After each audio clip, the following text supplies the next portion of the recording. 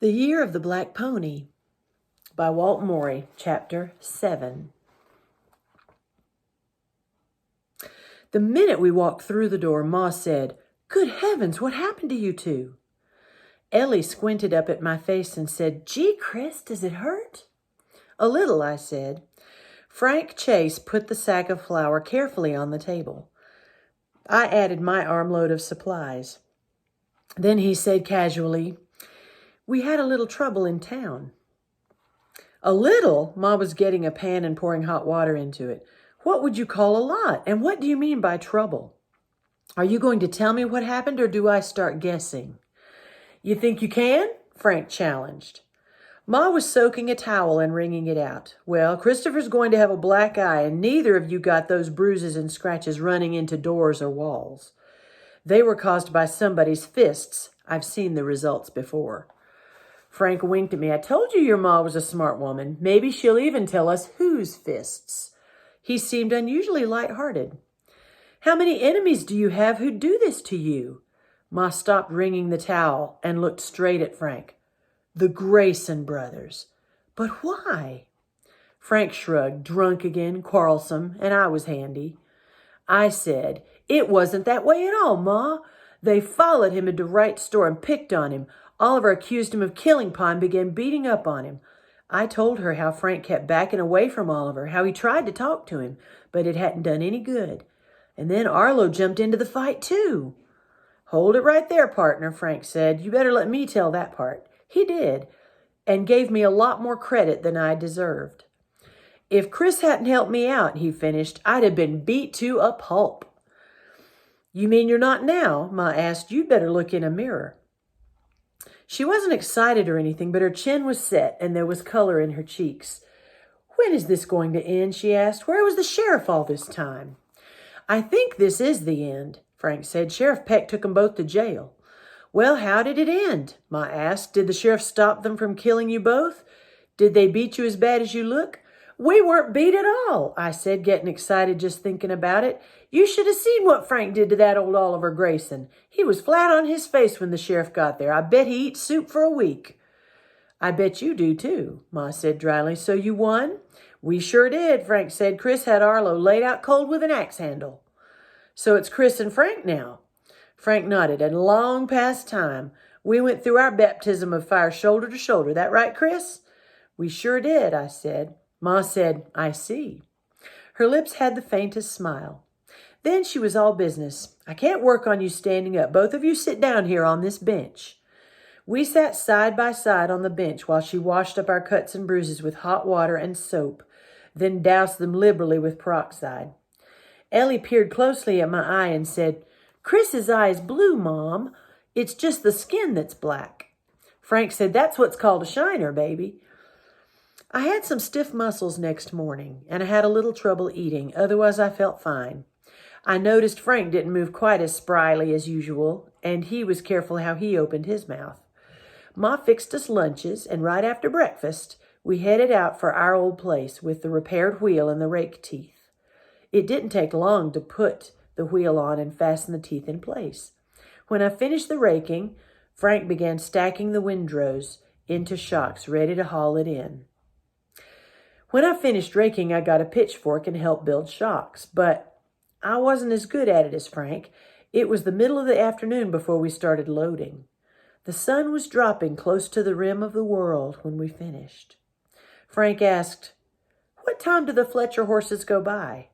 "Most any time now," I said. "You want to hike up and see that Blackie again?" "I'm never going up there again," I said. "Well, that's plain foolish. You made a mistake and you learned by it. Come on, I'd like to get a look at that pony.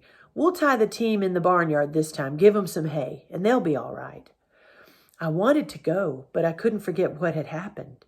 Suppose it was a bee. They could be stung by a bee down here, too. It's highly unlikely. Bees are up in the alfalfa, and if you notice, there were a lot of flowers where you tied them before. Here in the barnyard, there's not even a blade of grass, nothing to attract bees. But you've seen that pony. Tied to a post, rolling his eyes, waiting for somebody to try to ride him. I've never even seen that animal walk. We tied the team securely to the barn timbers and gave each an armload of hay.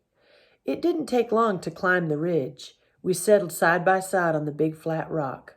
"This is all right," Frank said. "You've got a grandstand view of the whole valley. They come right past underneath, huh?" He shaded his eyes, looking off toward his land. "Didn't know the road made such a big curve. Man on horseback could save about a mile if he left the road at just about that big juniper and cut across country." He was right. About halfway between our old place and town, the road began a huge half circle that you were hardly aware of when you were traveling on it. We'd been there some 15 or 20 minutes when I heard the familiar rumble of hoofs. "Here they come." I was suddenly on my knees with excitement. First there was a boil of dust churning straight up into the still air.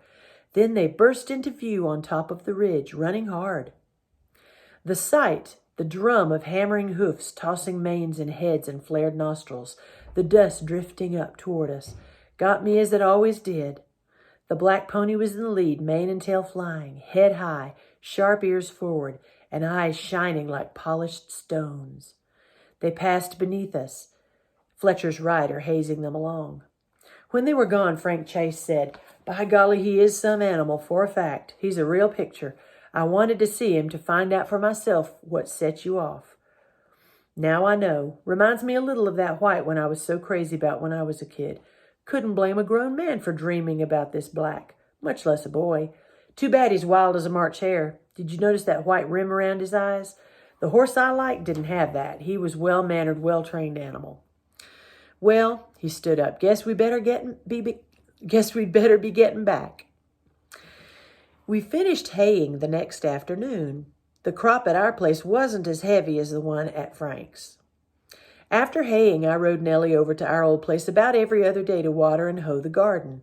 Watering brought on the weeds, and it took a lot of hoeing. The bigger the corn and potato vines got, the more water they took, and every drop had to be pumped by hand from about 100 feet underground.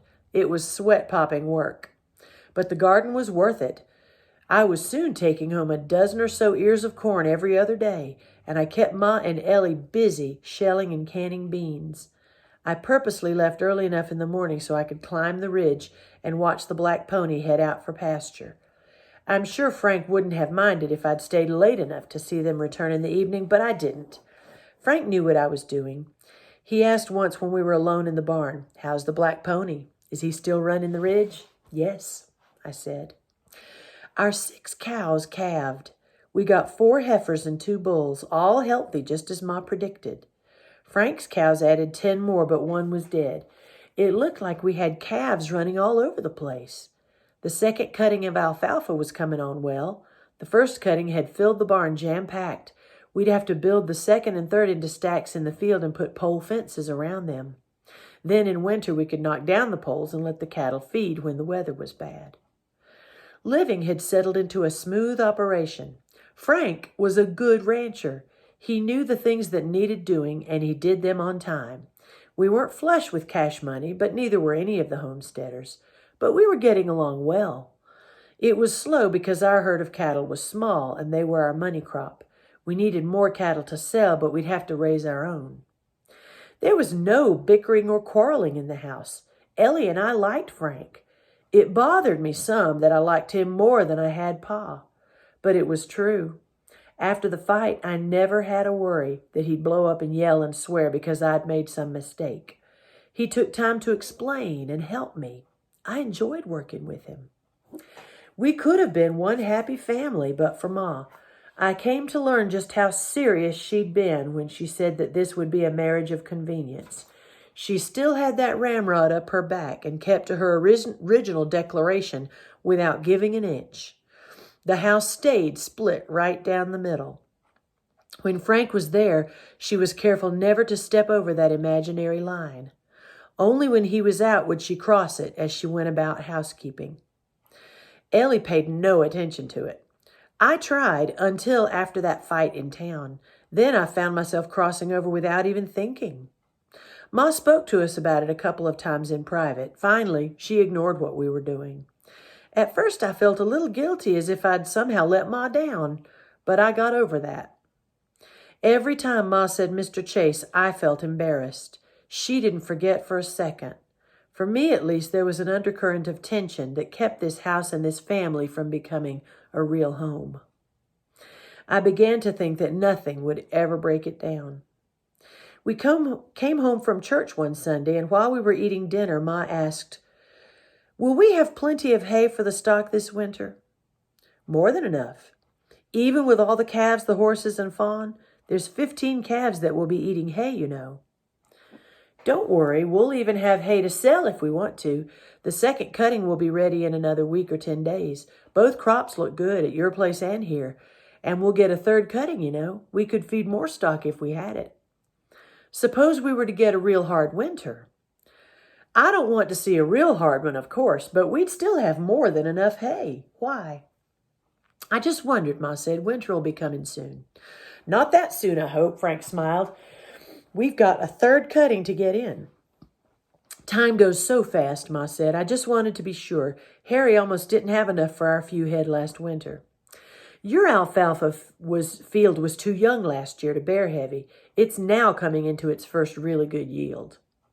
"Could you put in more alfalfa here?"